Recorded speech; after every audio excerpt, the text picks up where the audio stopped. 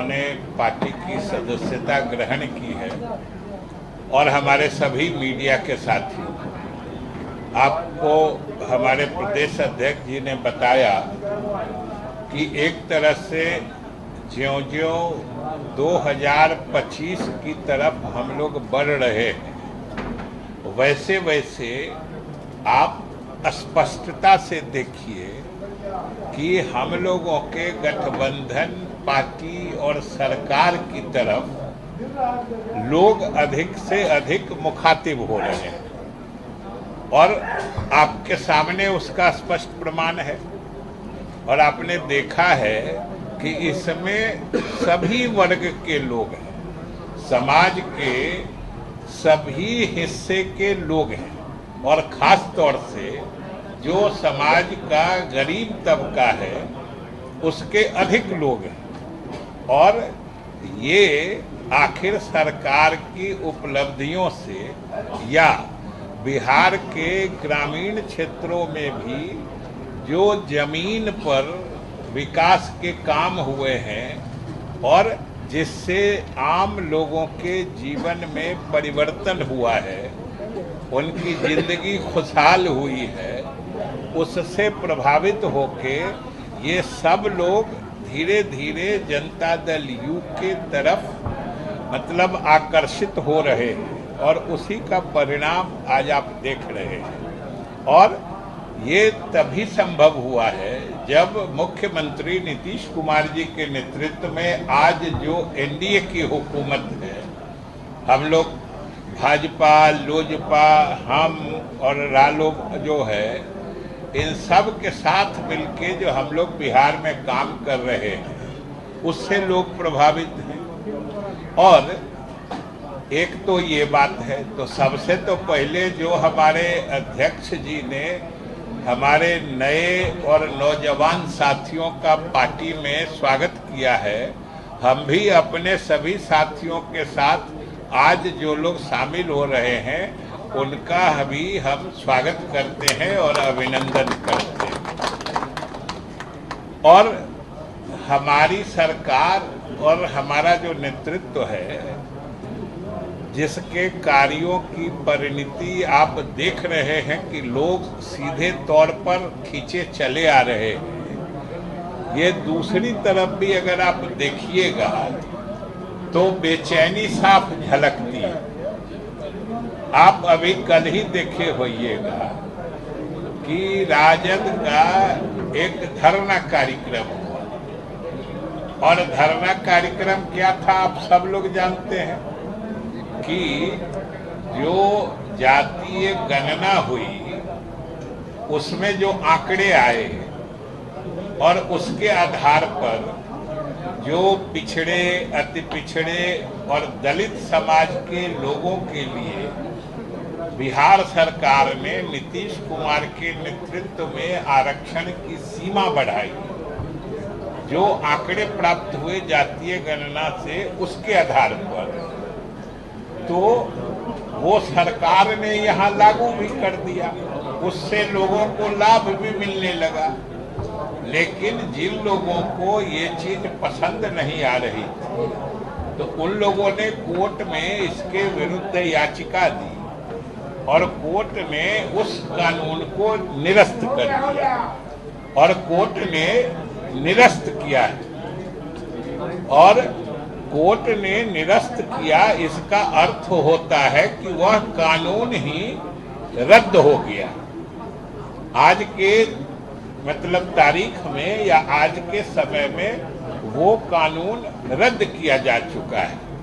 लेकिन सरकार, चूंकि सरकार ने ईमानदारी से ये बढ़ी हुई आरक्षण सीमा लागू की थी, इसलिए सरकार ने तत्काल उसी वक्त जो कानूनी विकल्प उपलब्ध थे उसके हिसाब से उच्चतम न्यायालय में उच्च न्यायालय के फैसले के विरुद्ध अपील दायर कर दिया।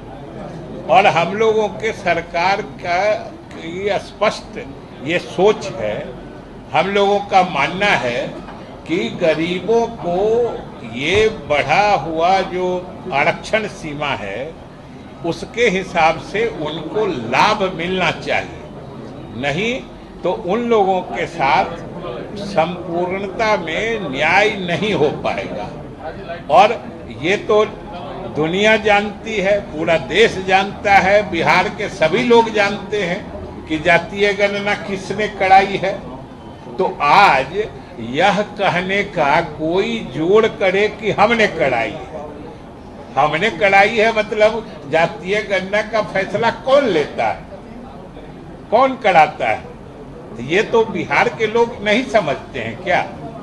और ये तो वही बात है कि जातीय गणना हो गई और उससे प्राप्त आंकड़े के आधार पर आरक्षण की सीमा बढ़ा दी गई और बिहार सरकार ने लागू भी कर दिया।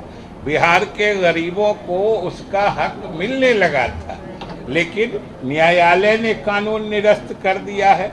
हम लोग उसके खिलाफ भी उच्चतम न्यायालय गए हैं।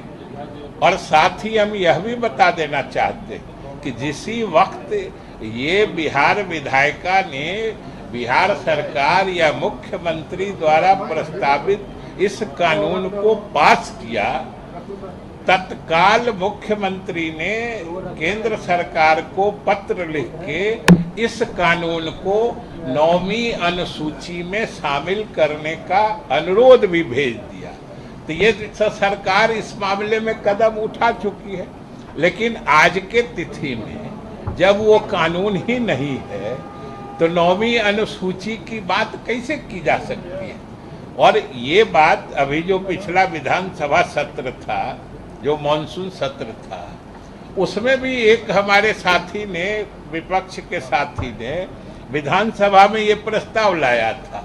तो हमने कहा था, विधानसभा में कहा था, लेकिन हमको आश्चर्य है कि आज भी जो अगर मांग करते हैं कि इस कानून को 9वीं अनुसूची में डाला जाए, तो किस कानून को डाला जाएगा?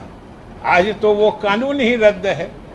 तो सबसे पहले समझने की ये बात है, और हम लोगों की कार्य योजना ये है, मुख्यमंत्री नीतीश कुमार की सोच ये है कि हम सुप्रीम कोर्ट गए हैं और बिहार सरकार पूरी उम्मीद में है कि सुप्रीम कोर्ट न्याय करेगा और बिहार सरकार ने जो गरीबों के हित में आरक्षण सीमा बढ़ाने का फैसला किया है, सुप्रीम कोर्ट उसको बरकरार रखेगा या फिर से बहाल कर देगा। हम ये सोच लगा के बैठे हैं, और जब बहाल हो जाएगा मतलब हमारा कानून फिर से जीवित हो जाएगा, तब फिर उसके 9वीं अनुसूची में शामिल करने की कार्रवाई के लिए हम लोग बात करेंगे। जिस समय कानून बनाया उस समय भी हम लोगों ने 9वीं अनुसूची में उसको शामिल करने की बात की। आज तो कानून ही रद्द हो गया है और सुप्रीम कोर्ट से हम लोग उम्मीद लगाए हैं कि कानून बहाल कर दे उच्चतम न्यायालय, फिर हम लोग उसके 9वीं अनुसूची में शामिल करने की भी बात करेंगे, चूंकि हम पहले भी कर चुके हैं। तो आज के समय में इस तरह की बात करना, ये तो हम आप ही लोगों से के माध्यम से बिहार के जनता के अदालत में ही बात रख रहे हैं कि ये क्या है, ये गरीब की हमदर्दी है कि हमदर्दी का ढोंग है।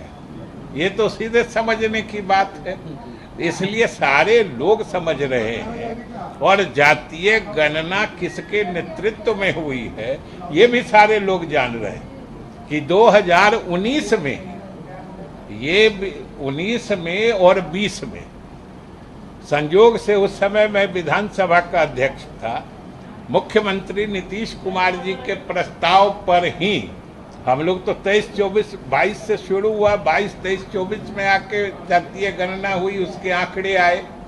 लेकिन 19 और 20 में विधानसभा में चूंकि आसन पर हम ही थे, मुख्यमंत्री के प्रस्ताव पर बिहार के विधानसभा ने सर्वसम्मत, यानी सभी दलों के विधायकों ने उसको अपना समर्थन दिया था कि जातीय जनगणना होनी चाहिए और जातीय गणना बिहार में हो।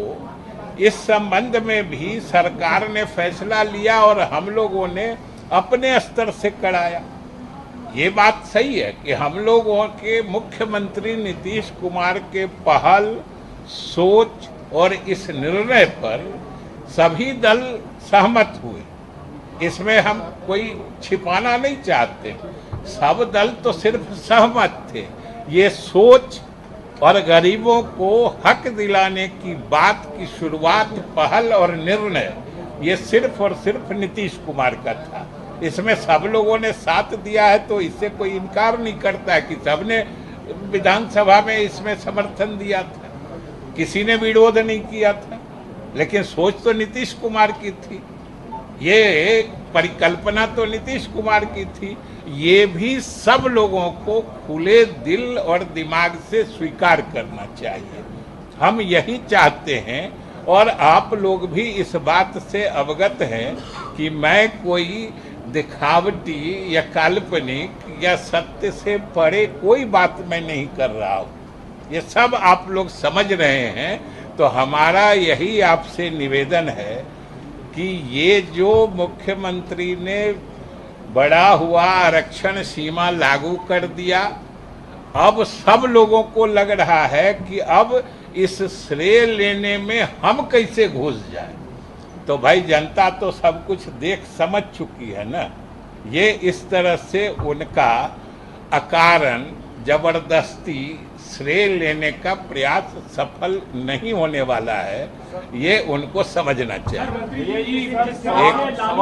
एक आदमी एक स्वर्ण सेना की तरफ से क्या? एक मिनट स्वर्ण सेना की तरफ से राजधानी पटना में बैनर पोस्टर लगाए गए हैं क्या कि अशोक चौधरी पर कार्रवाई होना चाहिए। अरे हम कोई सेना को नहीं जानते हैं, हम लोग सेना होना से कहाँ मतलब है। सेना तो देश की सेना होती है, बाकी सेना को आप इतना तरजीह काहे देते हैं।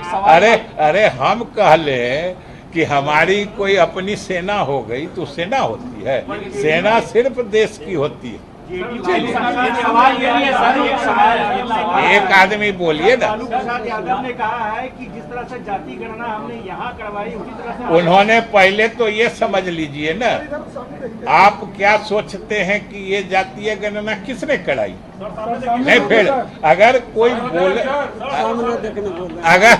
अगर कोई दूसरा आदमी बोलते हैं जो जातीय गणना हमने कराई, तो ये तो आपके सोचने पर निर्भर करता है ना। जब आप उनसे क्यों नहीं पूछते हैं जो आप क्या थे, किस हैसियत में आपने ये फैसला किया था। फैसला तो मुख्यमंत्री लेता है, बाकी लोग तो साथ देते हैं। एक सवाल ये सवाल ये है और बीजेपी से बोलिए, एक एक करके बोलिए ना भाई। सवाल ये है सर कि जिस तरह से बोलिए। लालू प्रसाद यादव ने एक ट्वीट पर ये कहा है, लालू प्रसाद यादव ने एक ट्वीट पे कहा है कि आरएसएस और बीजेपी से कान पकड़वा के ही करवाएंगे आरक्षण वाला। अभी उन्होंने लौटे तो वो कहे हैं तो आप न समझिए, आज तक ऐसा कभी कोई कर पाया है ये सब। अच्छा एक चीज हम आप लोगों से भी आग्रह करेंगे कि कोई अगर इस तरह की बात जो आपकी भी समझ में आए कि ये संभव नहीं है, उसको कृपया आप भी तरजीह नहीं दीजिए। अब किसी को सेना बना देते हैं। भाई सेना तो हम लोग देश की जानते हैं, और तो कोई दूसरा सेना होता नहीं। आपको आज तक कहीं उदाहरण मिला है 18-20 साल के इतिहास में जो नीतीश कुमार कभी किसी के दबाव में आज तक आए हैं? आज तक सुना है?